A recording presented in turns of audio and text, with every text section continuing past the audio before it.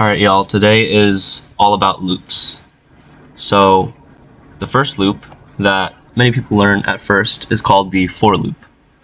What it does is it takes a variable here and it takes another condition and then an increment. So what happens in the beginning, you just make a variable. So now I is within only the for loop scope. Okay, so I can't do like I plus I plus equals 1. I can't do that out here. Okay, so that's just a thing. Only is in like within the scope. So in I equals 0, I is less than 10. This condition is checked each loop. So the for loop will check this condition each time. And then what happens is it goes into here, does whatever it needs to do, and then it adds to it. So I can demonstrate this. So I will be 0. It'll be like, okay, good, 0 is less than 10, good, so we'll do whatever's here. And then it'll do 0 plus 1, so now I equals 1. And then it'll go back here. No, not there. It'll go back here and it'll check, is I less than 10? Right now I is 1, right? So 1 is less than 10, so it'll do this, write out the index, or I, and then it'll add and keep on doing that. Like this is kind of a loop right here. Until this condition is false. It'll eventually get to 10, and it'll be false, and it'll break out of the loop automatically. So let's play it. 0, 1, 2, 3, 4, 5, all the way to 9. And it didn't reach 10 because I has to be less than 10. So when I equals 10, it doesn't print it out. Also, if you guys didn't know, you can use any variable you want. It doesn't need to be I, right? So we can rename it to J, and it still works. You might be asking, what's the plus plus? If you don't know, plus plus is basically a shortcut for plus equals 1. So it's just adding 1 and setting it to that variable. There's also minus minus, right? You can also do divide. You can divide it. Why not? You can mod it. You can, oh, that was wrong. Mod it, right? You can multiply too. Like literally anything you want to do, you can do it right here. So when I say increment, it doesn't need to be addition. It could be anything you want. One thing that I'll note is that me personally, I like using less than equal to or greater than equal to in the condition, because I think it's a lot more readable that way. So you know where it starts and you know where it ends, right? So before it went to 0 to 9, but then this was at 10. So that might be a little confusing to people who read it. So I think that just making it less than equal to, and then the number here, it looks better. It's like more clear, in my opinion. Like this will go from 0 to 10, inclusive, right? That's just my little nitpick, but that's fine. All right, now let's comment this out. Next thing we're on to is the for loop, or while loop, sorry. Jeez, I just said for loop. And the while loop is actually much more similar to the for loop than you think. So I'll just write it out right here. It's just while, parentheses, and here you'll put the condition, and then here is whatever you want to iterate through. So I can literally steal things from here and put it in here to make the while loop. So I can steal this in j equals 0. Right? Because we need a variable. We need a condition. And we need some sort of incrementation, right? This is for all loops basically. So this will work. Let's print something out here. Console.write line, we'll write a J, okay? So what happens here is it makes the variable, then the while loop checks if this condition is true. If it is true, it'll go through the loop, and then it'll add 1 to j, and it'll keep on going until it's false. And this is basically the exact same thing as a for loop. So it's the exact same. I literally copy pasted the components from the for loop here, right? But it's just slightly different format, but it's the exact same output, right?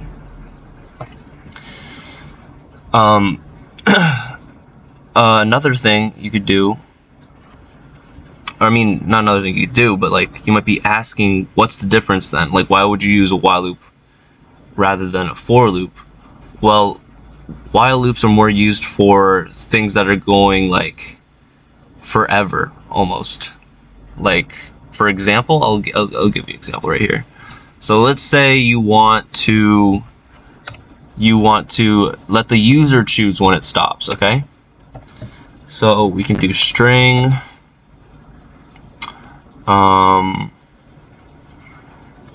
input equals blank, okay?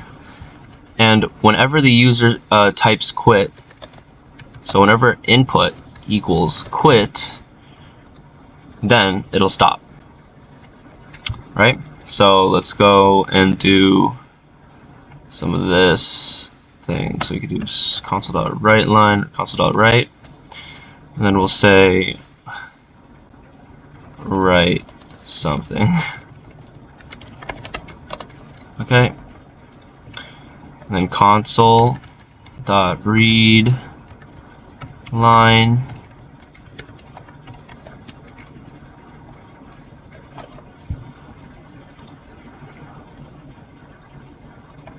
Oh, we don't need a parenthesis here.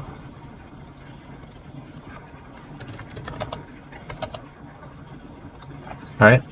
So what this will do is, again, make this string, check if it equals quit, and this does not equal quit, so nothing doesn't equal quit, so it won't just not go in the loop. When it gets into the loop, it'll prompt the user to write something, and then they'll write something, and when they, whatever they write, if they write quit, the next iteration, it'll stop the loop. This is very useful for like user input. It's like really useful for user input. And also I did something wrong. Well, it doesn't equal quit. Jeez. Rookie mistake. Alright. So it says write something. I could say hello. I could say whatever I want. Whatever I want. Anything I want. And look. Notice how I'm iterating the amount of times I want to iterate it, okay?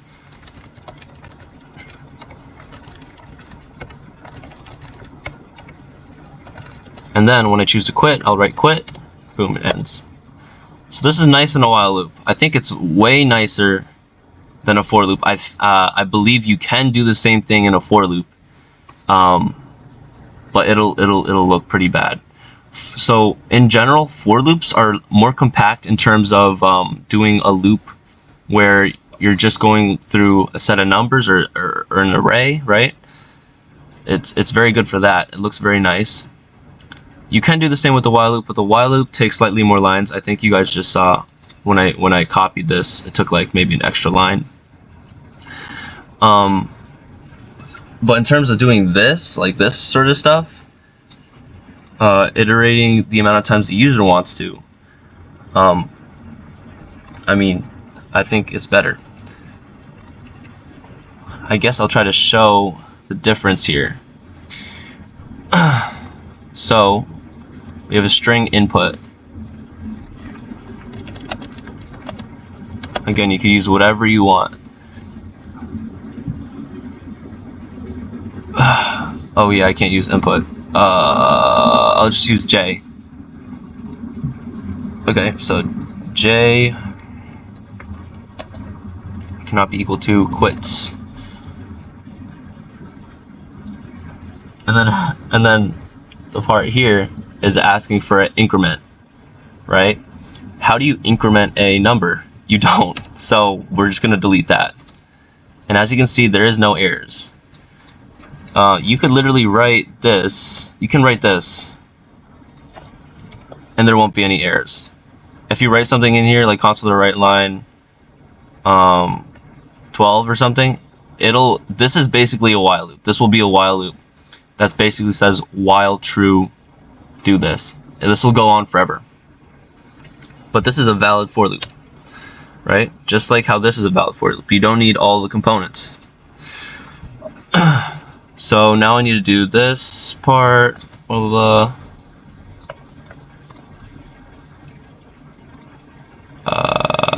Yeah, now we gotta get that to J. Okay. So this should be the same thing. Yeah, let's try it. Write something.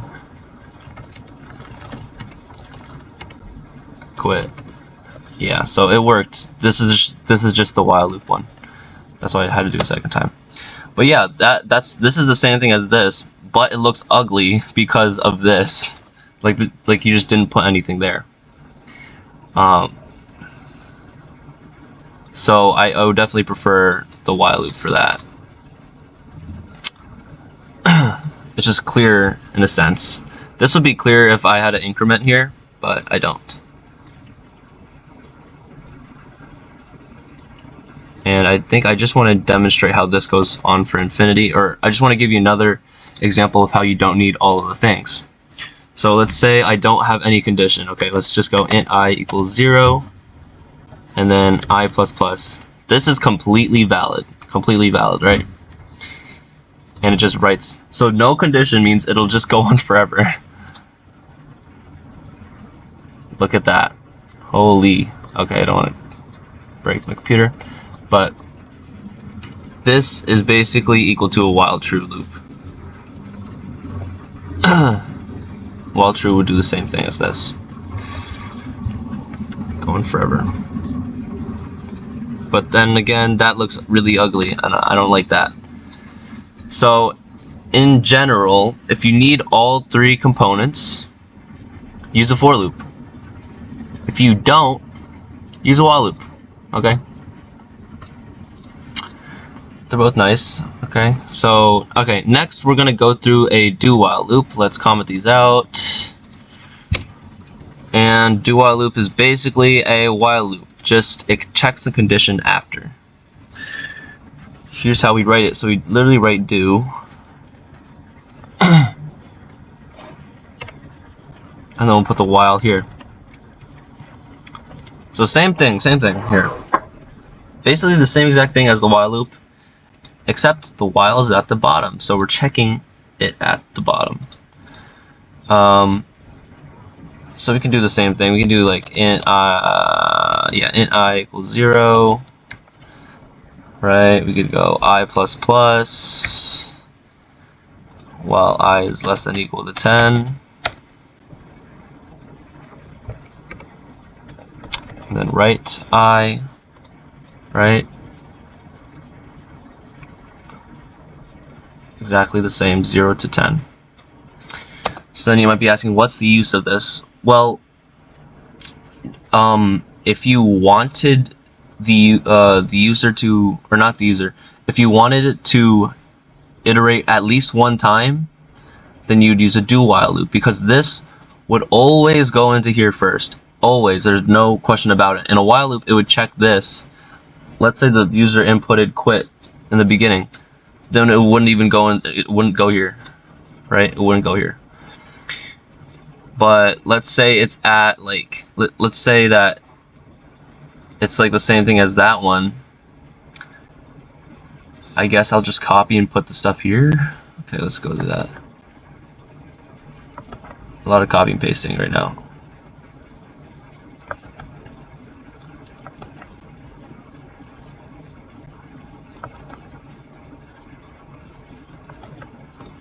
Okay, so string input equals nothing. So same thing. It'll go string input equals nothing. Go through this. Well, it doesn't equal quit. So what this does is, let's say I already put in quit. Okay. Say input's already quit, just to make it easier. In this one, if input was already equal to quit, it wouldn't go into here at all. But here, it will. So I can just write you quit or something like that.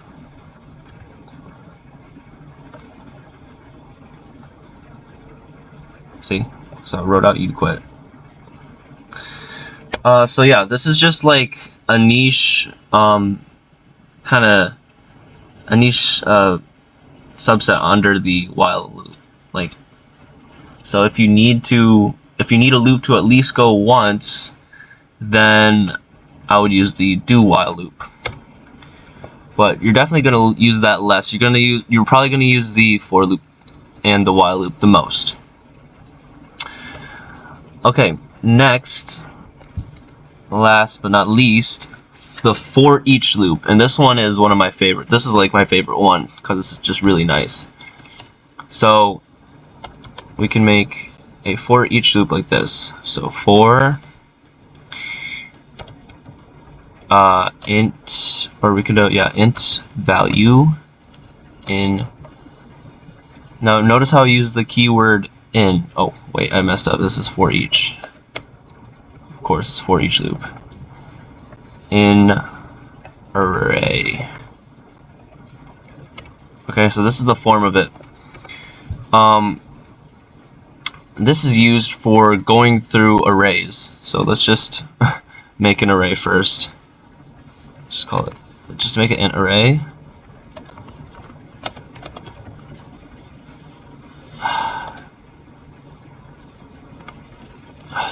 Okay, so let's just have it. No, let's have it like have 10 values, I guess. Right?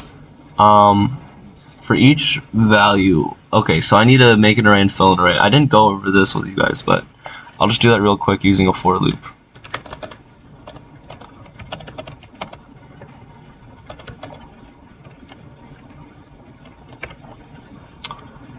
Okay, so that's cool. Actually, I want to do 1 to 10. Let's do 1 to 10. Okay, so do this. Okay. Nah, let's not do 1 to 10. I'm just making it more confusing for you guys. I'll just do this. It'll be 0 to 9.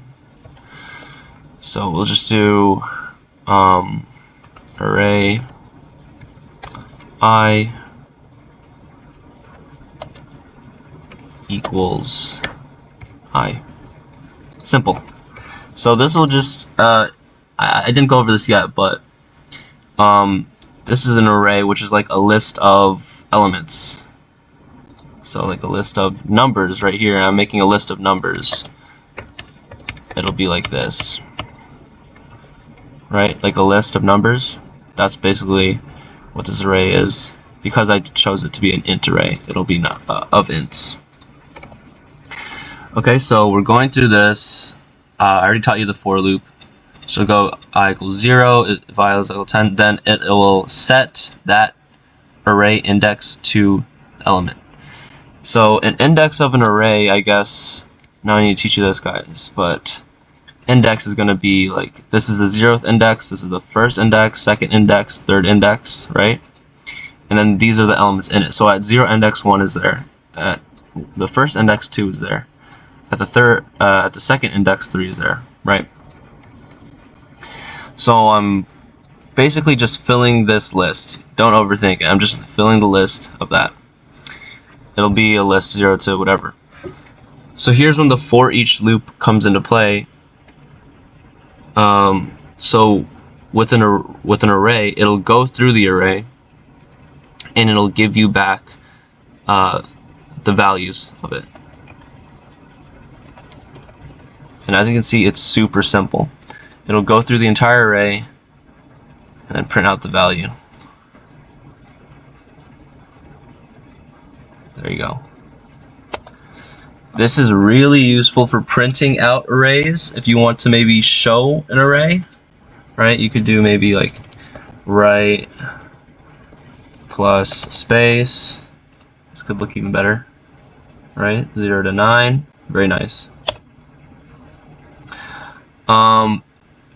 you could also do, maybe if you had some assignment that said like add all the things in there, you could do that here too, right? Just adding it to the sum. Then you could write the sum over here. The sum is 45. That was bigger than I expected. Anyways, yeah, that's cool. You could also do this in a for loop, but this is nicer because it's just so simple to write. You just write the array, and then of the same type of the array, right? You need to use int because the array is int, and just write like a value or anything you want. It could be anything here, and then just do whatever you need to do here. The difference between a for loop and a for each loop is that the for loop, when you're using arrays and whatnot with it, right? In arrays, you need an index to add or to replace something in that array, right? Here, I don't have any index. There's no index for me to use, right? So I can't actually edit. I can't edit the array itself in a for each loop. Of course, I could force it. I could like do maybe like int index equals 0, and each time here it'll be like index plus plus, right? This could work. This does the index, but then at that point just do the for loop, right? So if you just need to do like a really quick, like add all of them up, or really quick print them all out, for each loop is the way to go. Alright, that's it.